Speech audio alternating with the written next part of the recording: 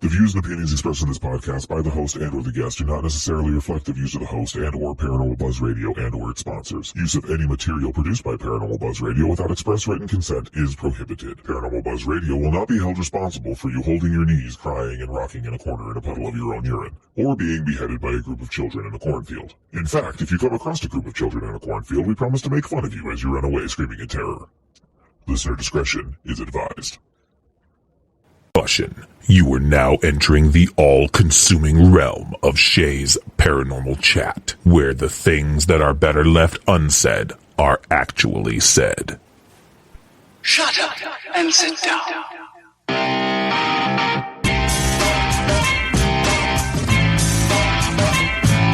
You're listening to Shay's Paranormal Chat.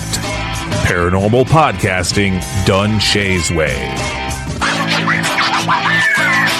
Tons of fun. Dude, seriously? A bit sarcastic. Hashtag investigator, not hunter. But always real. Hashtag data, not evidence.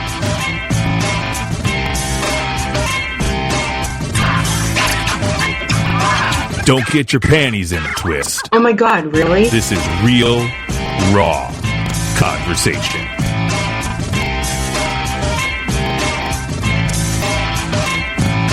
Ladies and gentlemen, welcome to the show.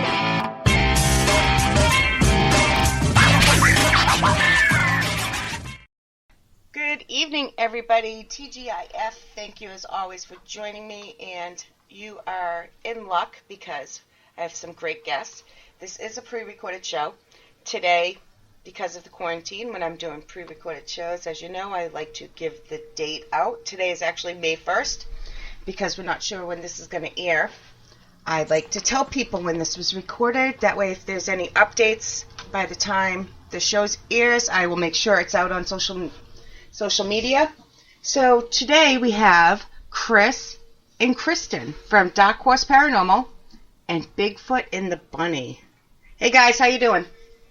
Good. How are you, Shay? Having us. Oh, you're welcome. I'm doing good. A little stir crazy sometimes, but doing good for the most part. Yeah. So you get busy in different ways with the quarantine. Yeah, and you always think, the more time I have, the more I can get done, and it just seems like the more time you have, the more and more you have to do. It would seem, right? I feel like I'm barely getting anything done, but I guess I'm actually getting a whole lot done. But it's strange. I'll be compelled to take a nap in the afternoon and. Yep. Weird things. It's good. I'm still working, thankfully, but oh my gosh, my schedule just feels like it's all over the place, and I never know what day it is. Exactly, it's like a continuous day, one continuous day with naps. It really is. Yeah, it's like Groundhog Day. Groundhog Day. I've heard that a lot lately. That term. It's like Groundhog Day. Yes, I mean, but we're all safe here, at my house. My mother's quarantined here with us. My 19-year-old daughter, and my 20-year-old son. So we're all stuck here together. So if you hear noise in the background, it's normally pretty quiet. But under the circumstances, if I give them a little bit of leeway. Not much, a little bit. That's completely understandable. We have children at home as well. So same here as well. If you hear a little noise, it might be my son in the background, my little guy. Yep. I get it. Trust me. Let's talk about the podcast just a little bit. You want to tell everybody about the podcast and where and when they can find it, and then we'll go back to you guys' history. Yeah, okay, sure, absolutely. Well, we do two types of shows. We do a produced podcast called the Dark Horse Paranormal Podcast, and you can find that at darkhorseParanormal.com. We also do a live show every week on the United Public Radio Network called Bigfoot and the Bunny. And some of those shows are available on our website, which is also www.bigfootandthebunny.com. They're kind of remixed and, I changed the EQ so they sound real good, but it's only a handful of shows. The archives are on the United Public Radio archives, which you would find by searching them out. They also go out on, most podcast outlets along with the other shows. So wherever you get your podcasts, you could find, both of those things. The live show isn't produced. We just do that one every week. It's on Tuesday nights at 9. 9 Eastern. 9 Eastern, yes. We have to say that. It has to be clear, and I always have to Especially think my Iowa friends. I have tons of listeners in Iowa. They'll be looking for you at 9, and they'll be like, "Oh, sorry, it was 8, guys." Yeah, exactly. And we actually broadcast out in Central Time because the station is in Louisiana, yes. And we're up in Massachusetts. So it is on terrestrial radio if you're in New Orleans as well at 107.7. 107.7 New Orleans. FM. And I will make sure I share all this information, guys. When this show airs, I'll make sure to get that out also, so people aren't like trying to write things down real quick. Yeah, no worries. We started off with the podcast first, and all of this kind of does coincide with our relationship and stuff, and we call our shows like a couple's journey into the mysterious, the unknown, and the paranormal. And that is kind of our catchphrase. And it is truly what it is. Kristen and I dated for years. We've known each other throughout our lives in odd ways, kind of crossed paths. We grew up a town away, of course, but both our parents were antique dealers, and there was a lot of little similarities and places we can get into some of that where we crossed paths. But long and short of it, to abbreviate some of that, I would say it's just interesting to note that she really despised this paranormal stuff because of a bad childhood experience. For 4 of the 5 years we went out, right? She would literally like sage sometimes before and after I'd leave. She just thought I was nuts, and I didn't think he was nuts. I just You're kind of nuts for bringing it into my life as I thought. So, because I really wanted nothing to do with it, like he said. And Kristen's house has activity in it. She lives in one of the oldest houses in Swansea. We're in it now. Yes. And the activity grew and grew. So I said to Chris one day after about, 4 years of not wanting to listen, I'm like, look, there's a lot going on in my house, and I hate to ask you this, but since you've been on paranormal teams and everything, we need to figure out why there's been so much going on in here. Right. The activity actually was growing and kind of festering to the point of, like, Kristen seeing our refrigerator door open by itself. Right. And I was sitting there. You can see my kitchen from my living room, and I was sitting there, and it was at night. The door just came flying open. It's really hard to open my refrigerator. So I'm sitting there and waiting. I thought it was one of my sons. So I walked into my son's room about, 5 minutes later, and I said, hey, you couldn't shut the refrigerator door? You in a rush or something? And my son's like, what are you talking about? And I said, really, the door was left open. He says, Mom, I haven't left my room in 2 hours. It was, like I said, it was late at night. Yeah, so really? Okay. So my son was really freaked out after that. So you also had the experience with the Xbox. That was kind of neat. Her son has an Xbox, and it has this thing called Skylanders that plugs into it. And it's literally called the Portal, right? And it lights up, and it's powered by the Xbox, like through the USB. And it has LEDs, and it lights up, and you put figurines on it, and they go into the game and such. And it was lighting up. My son's Xbox was in his room at the time for like 2 days. So this wasn't even plugged into the Xbox for, I don't even think he played it for a month even before that, prior to that. And it's sitting in my living room. And like I said, his Xbox is in his room.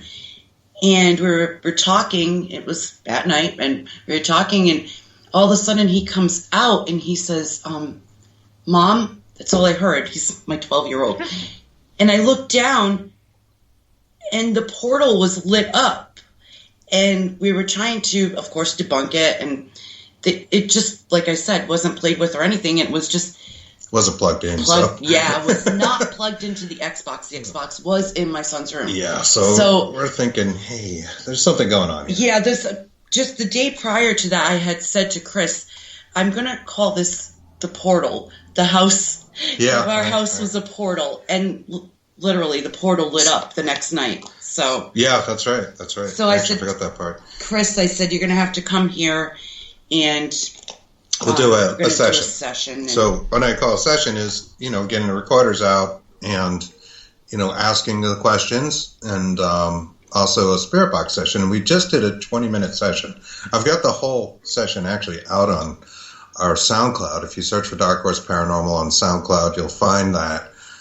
It's on there somewhere. It's messy. I'm trying to clean it up. But there's a bunch of clips and things that aren't necessarily in the podcast or separate that are out there. So it's worth perusing that site. And yeah, perusing away. If you're out there perusing away the interwebs, go there. So we did a 20-minute session, 10 minutes of just asking questions and 10 minutes with a spirit box. And at that time, I think it was a Shack Hack that I have, just an old Radio Shack radio with a capacitor cut. And I'm sure your audience knows what spirit boxes are. The seek function is disabled, and it just scans stations endlessly. The Shack Hack will hang once in a while because it's an older piece of thing and wasn't designed for that, but it works pretty well. And anyways, we did this 20-minute session, and we got answers like immediately, like as soon as we started recording. There's an EVP where you hear this.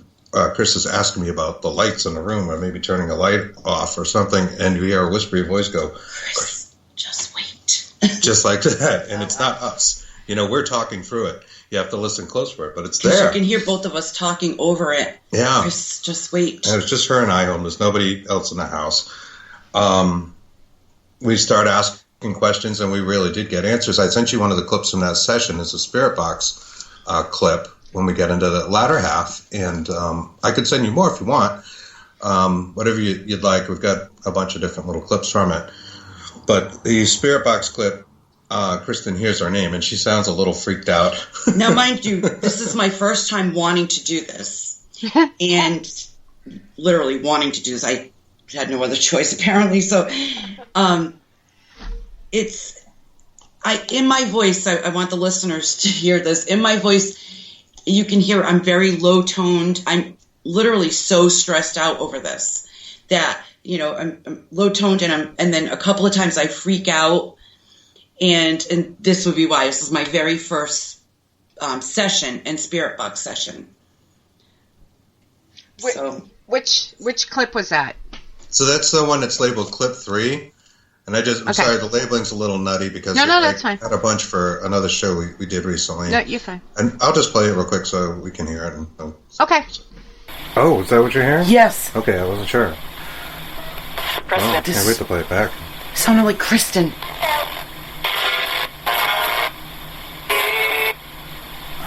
Yeah, I heard the voice after. Remember, I'm wearing headphones with you guys, so it's hard for me to hear. But I heard definitely after she said sound like Kristen, I definitely heard a voice under there.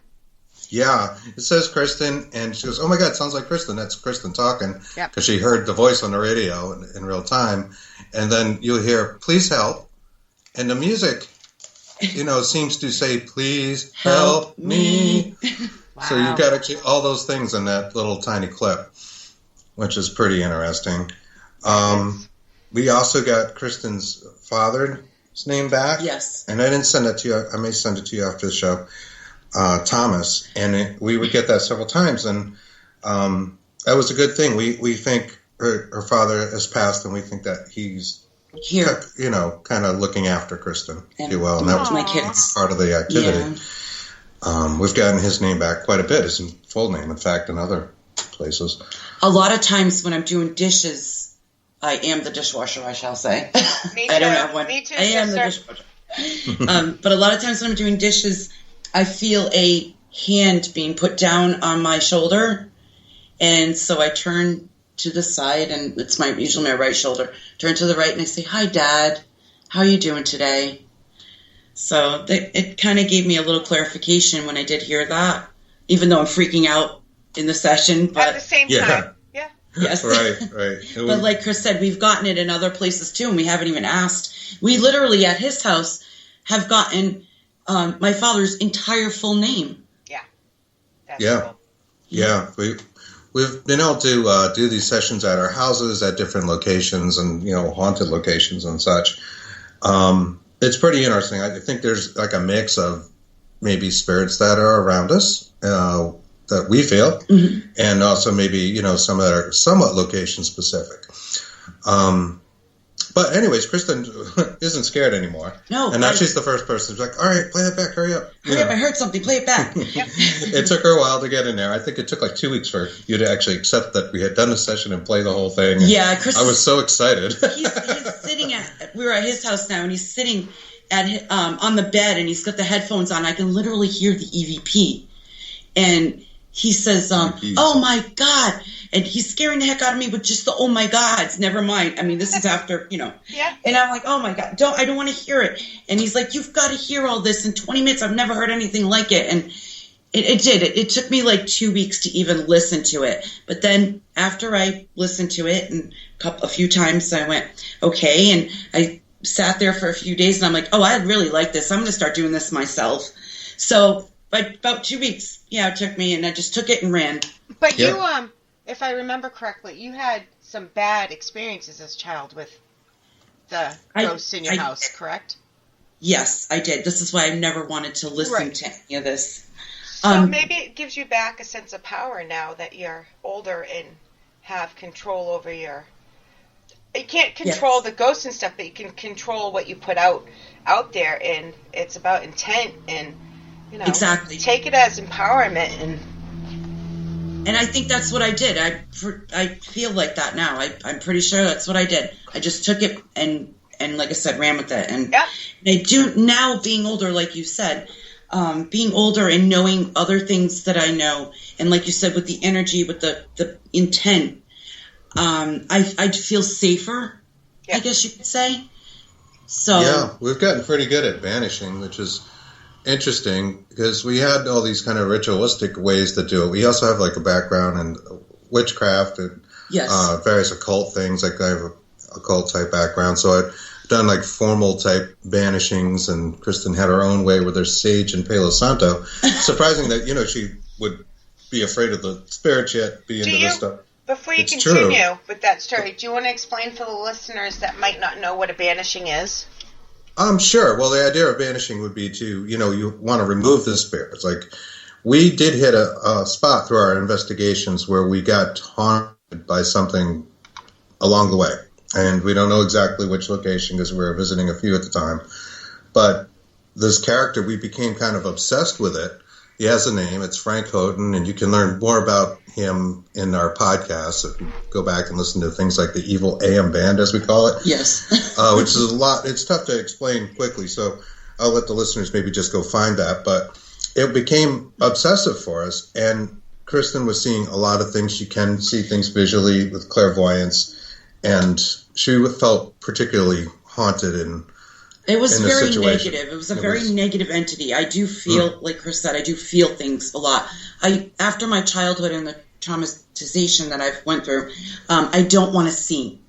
I don't want to see anything. But I do feel and I do hear, which is interesting, like Chris said, because I didn't want to do this at all. But right. I know. It background. Almost seems super critical, but that's how it was. And I think you just really wanted to keep the peace, with your witchcraft kind of thing. Yes. And, when we found the most effective banishing was to actually just get it out of our minds. Like, we just had to stop thinking about it. Right. And that's what made it go away. Yeah. Exactly. So, we used to do elaborate banishment rituals, which were things that Chris had. I mean, very powerful and, excuse me, and then I incorporate my own with them to get rid of this. You're right. And it still wouldn't totally go away. No. Put on the box and start getting the same messages. We have this kind of creepy, cryptic message thing, what we call the Evil AM Band, and there's voices in there, and the message is almost always the same. It's like it speaks and can't escape. Speaks, can't escape.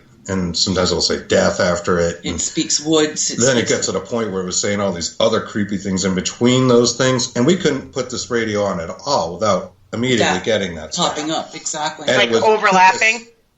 Yeah, just like anytime we put on AM Band on the spare box. Okay, so we live... Sometimes FM, we're getting it. I mean, we are near radio stations, and literally we have no AM station.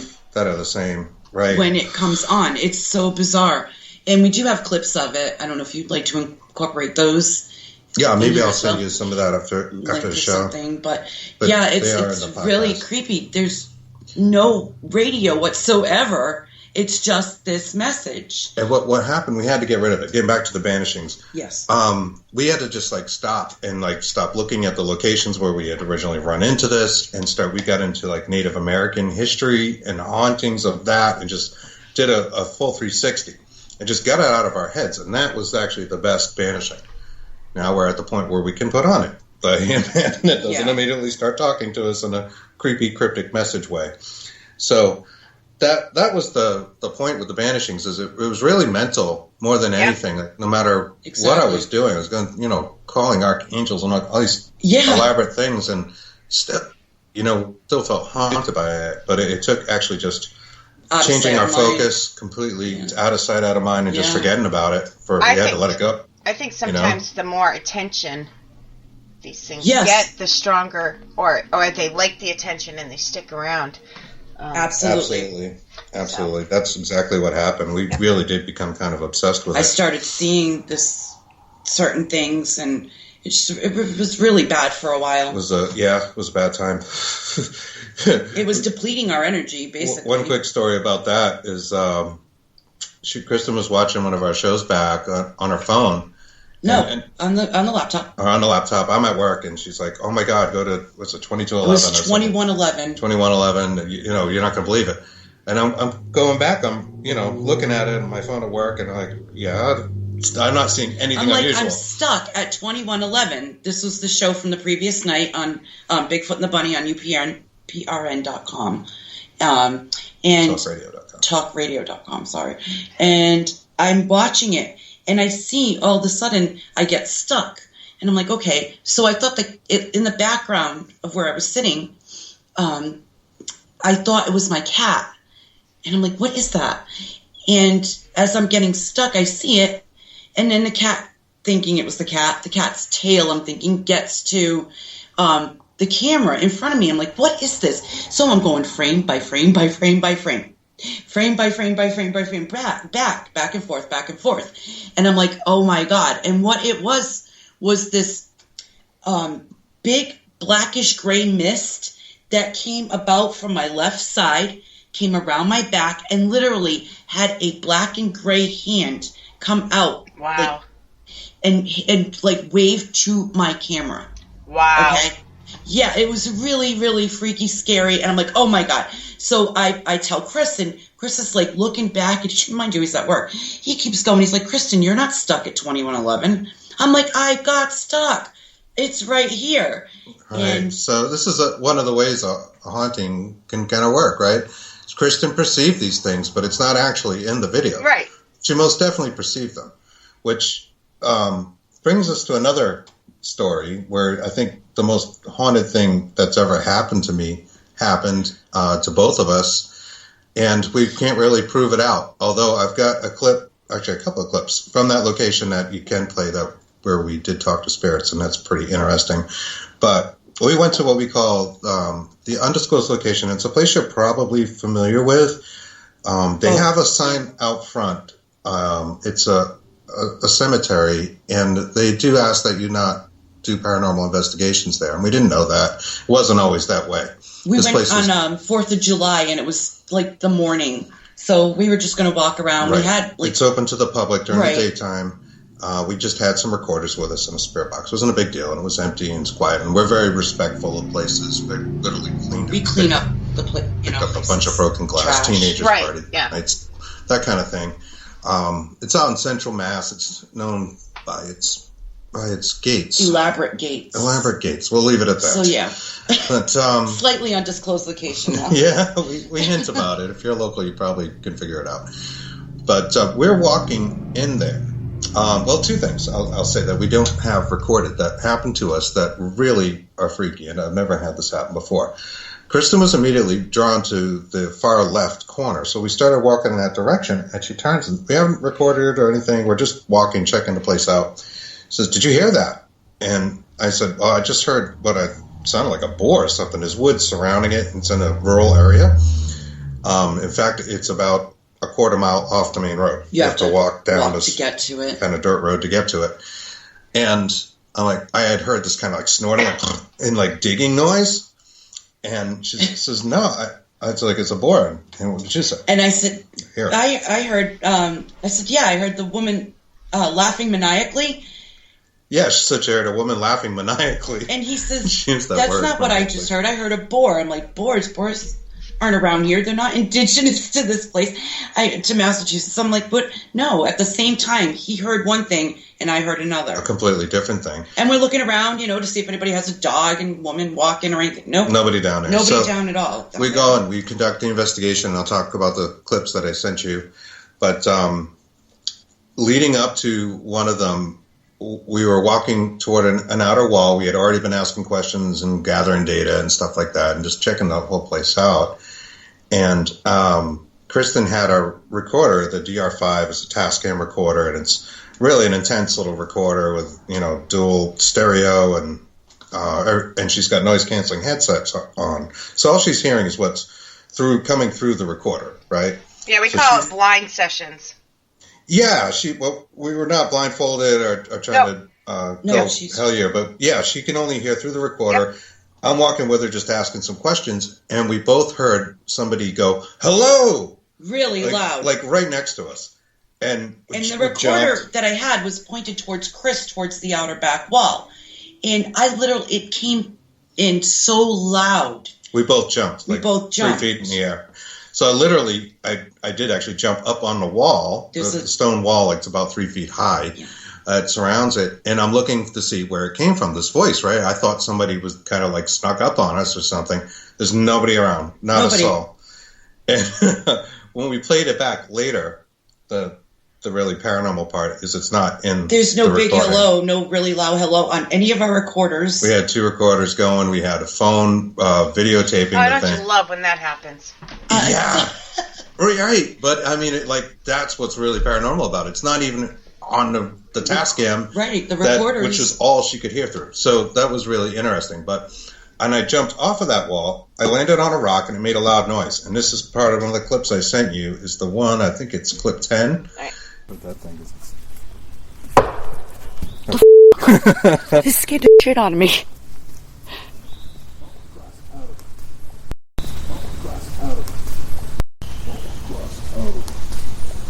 Yeah, I can hear that one. This is the one that stood out to me before. You heard the background? I heard the bangs and then the bleeping. And by the way, you can swear on the show. We weren't okay. sure.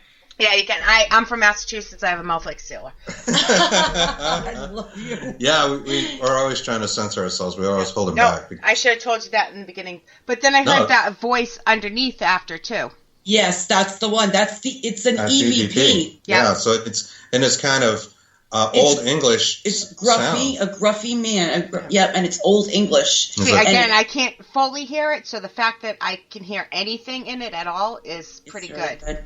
Yeah, if you play it back, you'll definitely hear it. I'll play it later when I can put my. It's on my phone and I'm holding it to my ear. I looped it and then I amplified it and slowed it down slightly, so it's good for your listeners. But he says rock trezo. So at that whole time with that whole hello and everything and the energy, I did feel was thick in the air. Then with the rock banging, and then you hear rock 'twas old. Right. We don't know what that means. Like, all rocks are old, but maybe it used to be on the wall. It looked like one of the flagstones that was on the wall at one time, and it had fallen off. Again, it's one of the most oldest cemeteries as well. So it's very old, yeah. So this old English man must have gotten mad at Chris and said, figuring the rock was old, don't break it. I don't know what he was thinking, but, I have no idea. But we definitely caught that, and it was a very paranormal minute. It was. Time, half of it you can't hear because the hellos didn't record.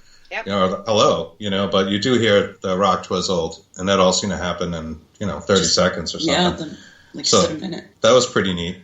One of the other characters we talked to in the cemetery, and this is a good story, is a child spirit that seems to be trapped there, and he goes by the name of Toby. We kept getting Toby's name coming up in the spirit box. So it seems like when we ask him questions, he will come back and say some things to us. So I sent you the first time we were there, and we asked Toby how old he was. Oh, I heard this one, yes. At least he was. Hold on, let me listen real quick here. Sure, go ahead. Toby, how old are you?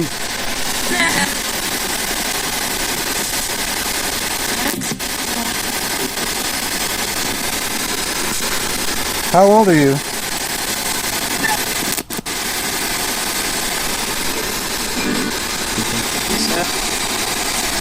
Yeah, I heard it at least twice. It's 3 times, really. I thought I heard it the third time, but yeah, you did catch it. the first one and the last one were the loudest, and the middle one, I was like, "Yep, I heard that." Yep. Yeah, which was something we were doing. It was kind of an experiment, something I learned on an investigation I went, where sometimes we'll ask the same question. Everybody will ask the same question. And then we'll see if we get an answer, almost, like round robin kind of thing. So we both asked, Toby, how old are you? And he answered both of us. What's really cool is we went back, that was on the 4th of July last year, and then we went back on September 1st, and we again got in contact with Toby. And we asked again, Toby, how old are you? And we did get the reply back, I think at least twice. Yeah, 7. So we feel like we've definitely communicated with Toby. And we do have a whole podcast dedicated to Toby, Dark Horse Podcast, because he says some other things. He says something really heart-wrenching in part of it. So that was rough. He actually does say, "Where's Mom?" And he's answering our questions more than we realized in real time. We got most of it in real time. And then I used our Audacity, and I realized it's like a controversial thing to manipulate the sound, but I used the noise reduction feature to take some of the static out.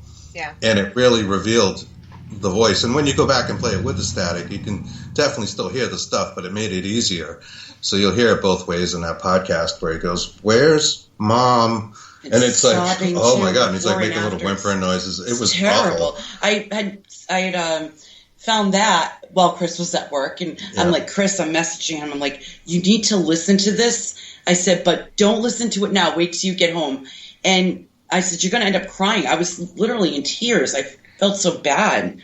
Yeah, it is kind of heart-wrenching. It's like, I don't know what the perception is like from their side. We don't totally know what to do about it. We, don't know if we can cross him or if we should. If we have the ability to do that. We tried to learn about that. We tried to learn about crossing spirits to the other side if they're... we just don't know what the light is. We're having trouble with it. Trouble finding the light. Not necessarily our bag, but we've talked to people who, are good at this and that they indicate that you should do that. But I don't know. We're still learning. Right. Other people have said, you just leave it. I'm one of those that I think we just leave it. I think everybody has the right to their own opinion, though, so I didn't mean that badly. Yeah. But it makes you want to help so much. It does. Right? It does. Trust me. I feel you. Yeah, and we do hear it. Like, please help a lot. It's something that's common in our recordings, and we, don't know what kind of help they need. If they're earthbound spirits, what's residual. Sometimes you don't know. If you can actually help. But Toby does seem to be a real character, and we were able to communicate directly with him. We have a cast of characters at our undisclosed location that we can literally speak to, and they speak back to us. And you can tell by their certain voices. They manipulate it to make their voices the same. Right. Almost all the time. It's one of those bizarre. characters was the one we had to banish. Yeah. It was not such a nice character. No. His name, and we've done so much research on this, but we still don't really know who this person was or if they actually really existed. But the name is Frank Hoden, and that ties in with the AM Band, Evil AM Band podcast that we put out there, and Bigfoot and the Bunny shows. We've done a few on the AM Band and a few on Toby. It's almost like we can trial run it on the live show and then kind of, put it together in the podcast, and you kind of get all the stuff in, one listening. Right. Just found it, so I'll send you where it says, "Where's Mom?"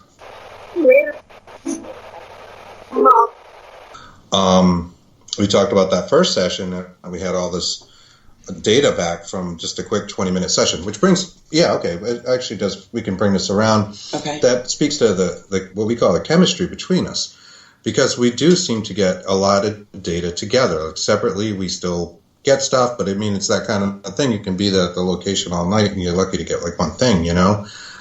Where we just find together for whatever reason, we don't understand it, we have a lot better luck and success and seem to have more legitimate data. Right.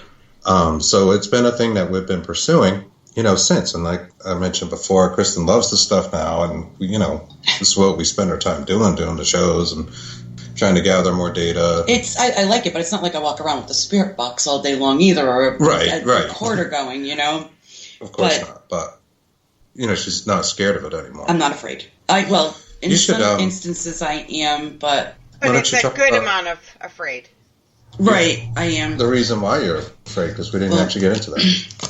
What had happened was my parents bought a farmhouse when I think I was 2, and the house the people they bought the farmhouse from were a father and a son team, and my mom, the real estate agent, told my mom that he was a fortune teller. Now, I don't think they told her what had happened in the house, but I'm not sure. But as I was growing up, I knew it was a he. This spirit in my house would really bother me, and I would be yelling at it and stuff. I was an only child. Like I said, it was a farm, so all I had was my animals and stuff, and it was just me, my mom, my dad. And this presence would be around me all the time. Like I'd be laying in bed and you get the infamous somebody sitting on the side of you. Like, you know, you can feel the pressure. You can feel, and it was stuff like that. And I was only little, so of course my imagination is running, and it was bizarre. But at one point when I was 7 years old, 7 like Toby, I was 7 years old, and my mom had called me to the top of the stairs. Now I remember being at the top of the stairs. So my mom was downstairs. She called me to the top of the stairs, and she said she wanted to say something to me. But all of a sudden, I feel from right behind me, I feel these hands, big hands, because you remember I was little. So, and it just pushed me right down the stairs. Like I almost broke my neck right down. Like I flew off, like down the stairs. But what was weird was I wasn't standing very close to the stairs. I remember this because it was such a traumatic thing. And after that, it started getting even worse. I had this doll that plastic head, had a cloth body, plastic hands and feet, and it had a pull string. When you pulled the pull string, her plastic head would go around in circles and sing. Dun dun dun dun dun dun dun dun dun dun. Chris knows I hate this song, and that's so creepy. Yeah, well, what's creepier is that we had creepy toys. We both did. What's creepier is that it would go off. You wouldn't even pull the pull string. It would just go off by itself and do the entire song. And I would yell. I would constantly yell. And a couple of months ago, I guess my mom and I were talking a couple of months back, and she said to me, I just wanted to let you know that he wasn't, the man I found out through the neighbors wasn't just a fortune teller. He was a witch as well, and not a very good one, I guess. I don't know. As she was going on, she goes, and he died in the house. I'm like, it took you so many years to tell me this until I'm, almost a grandmother, for God's sake. And you're telling me this now? Why? Explains a few things, right? So he had some kind of occult background. Not that we don't, but maybe he wasn't such a great guy. No. And you had this traumatic, thing happen to you. Plus, you grew up in a haunted house. You weren't there for your entire childhood, right? Right. We sold the house at I think I was 14. We sold the house when I was 14. So, but as we were selling the house, and my dad would never. He just shrugged it off. He was like, yeah, right. One of those. Yeah. And my mom was really good. She tried to explain, which is about nature and things, which is, I believe, how I got into my background. It's my mom. She believed in God and stuff, but she also believed in Mother Nature. And she taught me a lot about the animals and the flowers, the plants, the trees, the herbs, vegetables, we used to grow vegetables and stuff, and we raised our chickens and, and our livestock and stuff. So my mom's the base of everything who I am today. Right. Kristen likes things like fairies and the things like that, and my background is more like, I work with a sorceress. So it's like, there was a reason why she was sage after I come over. And it seems dark, but, I only do positive work, Yeah, I know what you mean. Yeah. It's nothing bad, and, I don't hex people and that kind of thing. No, it's just... But, of course, it seemed very opposite. So my childhood also, I spent some time in a haunted house. We both did. There seems to be a trend with a lot of people I've noticed in the paranormal community. They've had some kind of childhood story, paranormal ghost story or something. And mine also involved creepy dolls and also an interesting person who would walk down our street. So my parents divorced when I was pretty young, but they lived together in this house for a time with me, and I was 4. We weren't there that long, but my parents would see an older Native American gentleman walk by every day around the same time, and he's always dressed in the same clothes. He had this corduroy suit apparently on. I don't remember him myself, but they both told me the same stories, which lends credence to it. I would see him. He would never say hi to anybody. They just would walk by like he had somewhere to go. And this went on for a time, and my parents asked, my father asked the neighbor, who is that guy that walks by the house? And nobody else had seen him. So one night, my father wakes up. They're in bed at some, ridiculous time at night. And he sees this gentleman, like kind of hovering over my mother. And my dad was a pretty crazy guy. He's from Philadelphia. He kept a big knife under his pillow, and he pulled out the knife and just like instinctively stabbed the figure, and he recognized as the guy that walks by the house every day. And his hand went right through this. This was a specter, apparently, that was seeing him. Went right through, and he said the only thing he felt was the corduroy along his hand. He almost accidentally stabbed my mom. Now, they had other haunted stories. They always told the same stories, which, again, lent some credence to it. Because they divorced. They divorced, and they lived in different houses, and they never, ever said any of the other places where they lived was haunted except for this one place. They used to hear our babies crying in the basement, footsteps coming up from the basement. My dad was a musician, and he had his drum set up down there, and he used to hear a lot of weird stuff at night, like a baby just crying down there. I spent a lot of time in my room in my own drama. Now, this gets back to, being a child and what you perceive. You have children, so you understand, I'm sure you've had this experience where if you have a baby and their eyes are still in a developmental stage, the baby will be talking to you one moment, going, and turn its head and, seemingly look at somebody else and can have a different conversation. It's weird how our minds develop, and what we're open to, I think, as children is not necessarily the same. So our imaginations, it seems like a reality, yet, when I talk about these clowns, do you know what Steiff bears are? You ever see Steiff? They were a German manufacturer that came out in the 1800s, and I believe they still exist. They were created by this woman. I think her name was Margaret Steiff. Did they look like ugly Teddy Ruxpins? Kind of. They look very handmade. They're very collectible. She may have invented the teddy bear. The woman herself. It sounds familiar. And she was in a wheelchair. And she had little use of one arm, like a right arm, but she became a seamstress and became kind of famous back then in the 1800s for bears, which go for a lot of money. And I'm sure I had 2 clown dolls. And they basically had wire bodies with a blue and white cloth over the frame and a balsa wood head with a hand-painted face kind of thing. At Christmas time, a lot of times you see the hand-painted faces on the balsa wood heads. That's Steiff. And one was tall, maybe even taller than me at 4, and one was small. And the taller one was always plotting the murder of my parents. And the smaller one let me in on those nefarious plans. And I would be spending my time foiling these plans, or so I thought. Now, I have a great memory of all this stuff going on. And he's 4 years old. I'm 4 years old. And there are certain things I remember about the house. I remember the sunken living room. I remember the layout, basically. My parents had a big fish tank, but there isn't a lot about it I remember, but I do remember these clowns. So I was scared, shitless, obviously. And my parents, of course, didn't believe any of this stuff. And this all culminated in me somehow getting a shovel out of the garage and killing the big clown.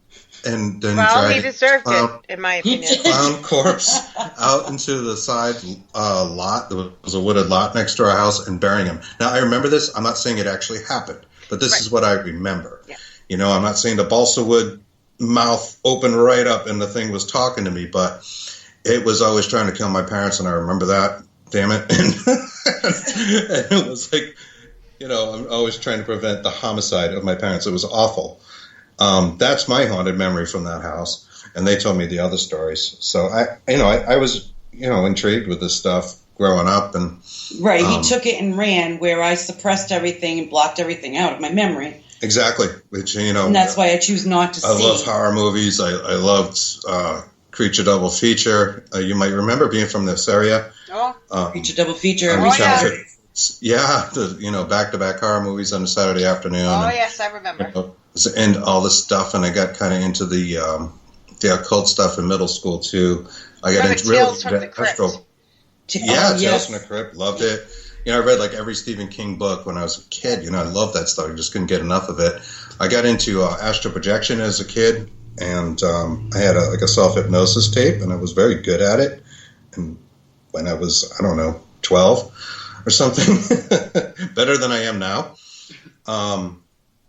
So I was always interested in this stuff. Eventually, I'd wind up on doing like paranormal teams and all that, and I had some great experiences with it. But again, Chris wasn't, repressing it, didn't like it, and that changed, And since that changed, we've been doing this stuff pretty regularly. Different paths, but they came together. Now, when we were children, Chris and I, like he said, we grew up a town apart, and we used to pass each other by when we were kids. Our parents were antique dealers, both of ours. Yep. So we spent time at like the same flea markets, not knowing it, passing each other by. Wellfleet, massive, all places to be. Wow. My grandparents owned a summer home in Wellfleet, and Chris's parents would go to the flea market out there. Yeah, that's the drive. So would my parents. And it was just weird how we just passed each other by. And we also did it as teenagers. And that's when we first met, believe it or not. Chris was dating one of my good friends. And I remember Chris. I remember meeting her. I met her at your school or something. Yes. Right in the lobby. I remember that. Yeah, I remember you had like a bright red sweater on. And he still remembers to this day what I was doing when he met me. Yes. Yeah, that's true. So after that, we even crossed past even before There's the thing with the Anawan Rock. Have you heard of Anawan Rock? You're familiar with that? It's in Rehoboth, Massachusetts. It's where Chief Anawan had his last stand. He surrendered there. Yeah. It's just off of Rehoboth is a pretty haunted place. Yeah, that's Route 44 Hitchhiker, and it's definitely in part of the Bridgewater Triangle, that area. Kristen's parents had an antique store right there, like next to the Rock. And as a child, you played there. I did. I played there. Played at the Rock. Yeah. We'd eventually go back and investigate it. But they were friends with there's a few antique stores over there. Family that I knew, like my friend's girlfriend's parents were the antique dealer there. It was like right next to Kristen's store. Yeah, we would go down and be there as well, my mom and I. I was always hanging out there as like a teenager, and I didn't know that Kristen sometimes was next door. Yeah.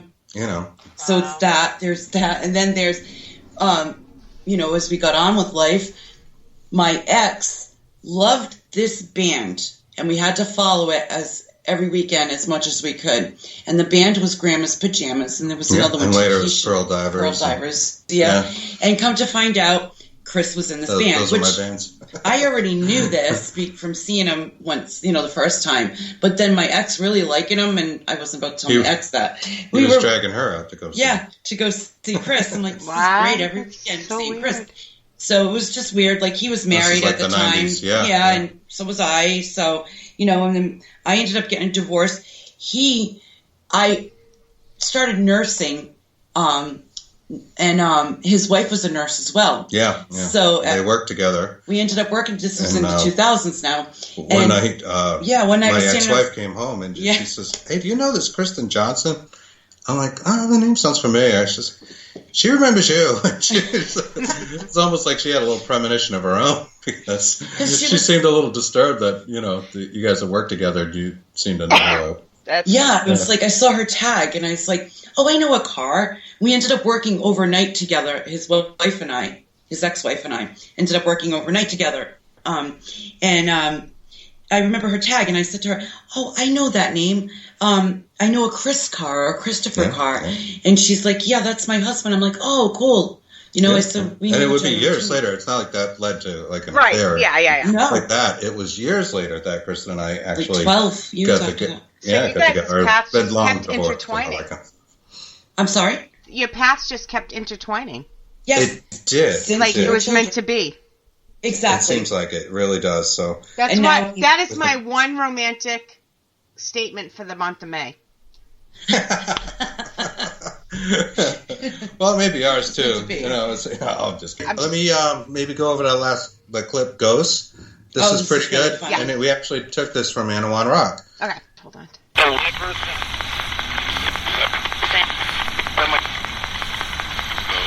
Who lives here?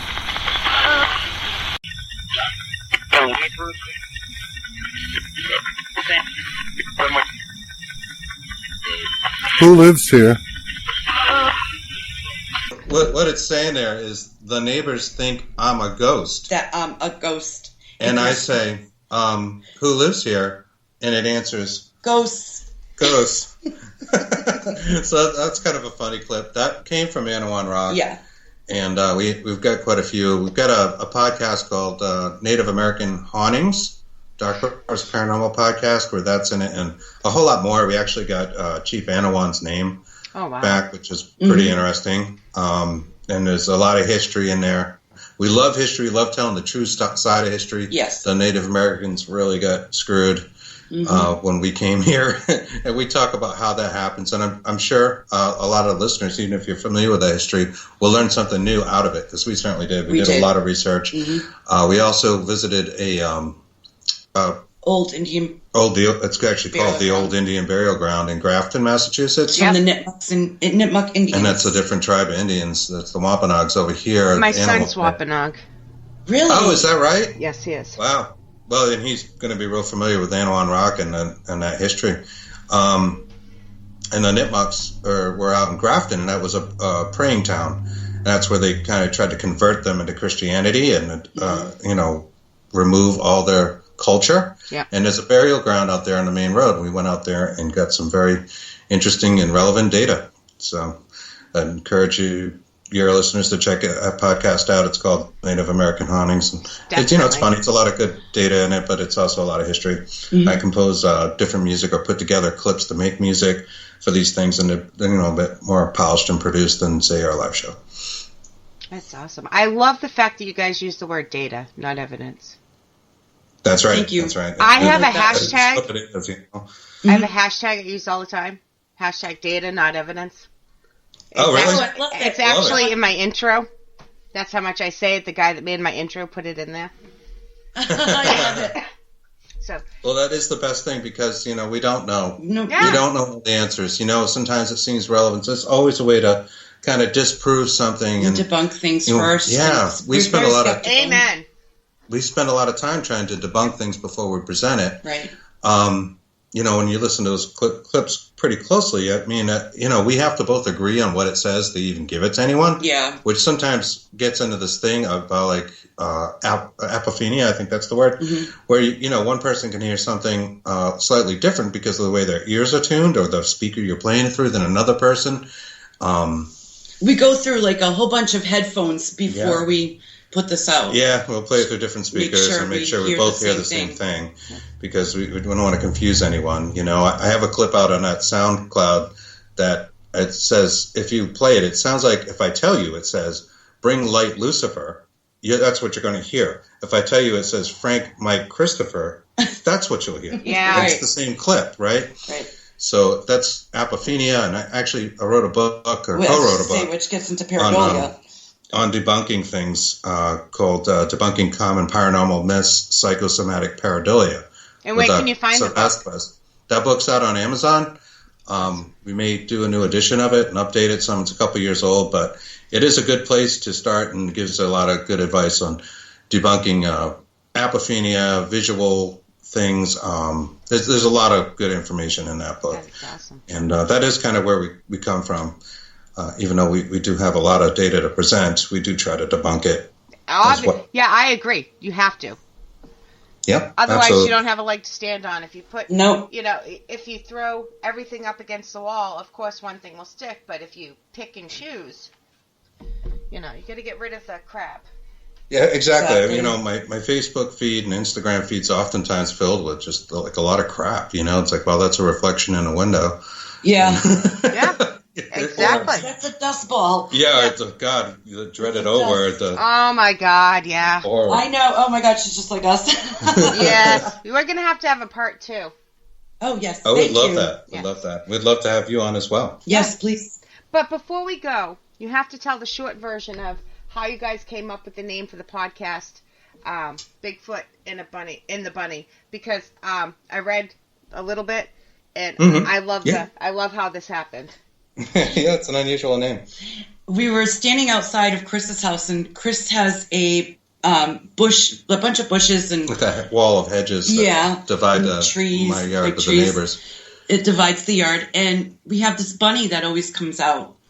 So we were outside one night, and we were standing outside, and we were looking up, and the bunny was outside with us, and all I could do was point because there was this thing, and it was Point up in the sky. right faster than a.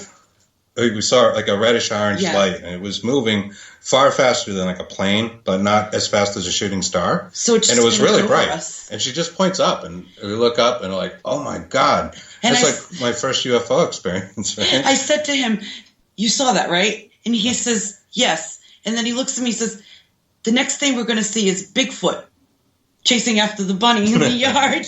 So we were coming up with our names. I was only goofing around.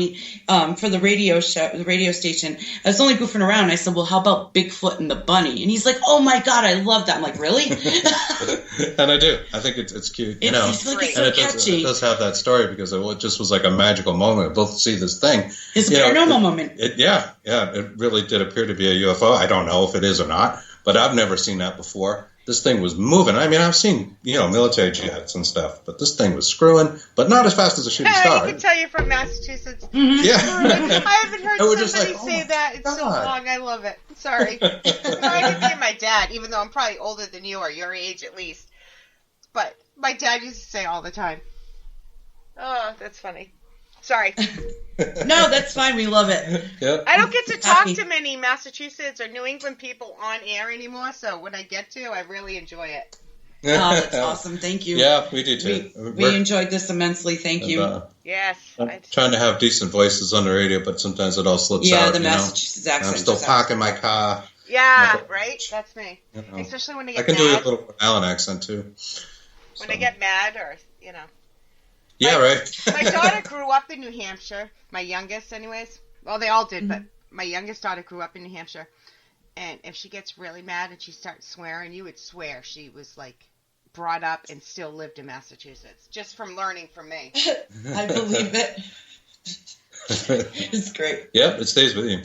And you can adapt. If you go down south and you spend any time there, you start getting a drawl. It's weird how that happens, Mm-hmm. But, thank you so much. Thank you so much for having us. I should throw this out there, too, because we're in the middle of doing our D-Word series on the Dark Horse Paranormal podcast. We released the first one, which is an interview with Nathaniel Gillis, a religious demonologist. I've got all the audio, and I mean, it's hours of audio. For the second one, with Carl Johnson and James Anito. I heard that today. I listened. Yeah, that's going to be 6.2. Yeah. There's going to be a third one after that as well. We're going to try to release them all pretty close together, the D-Word series. D-Word series, guys. You hear that? D-Word series. Yes, the dreaded D-Word series. Tossed around a lot in the paranormal, so people wonder, what is a demon? What is it really? So tune in. And thank you again. Yes, thank you again. Thank you guys so much. Good night, everybody. You're welcome. Good night. Thank you.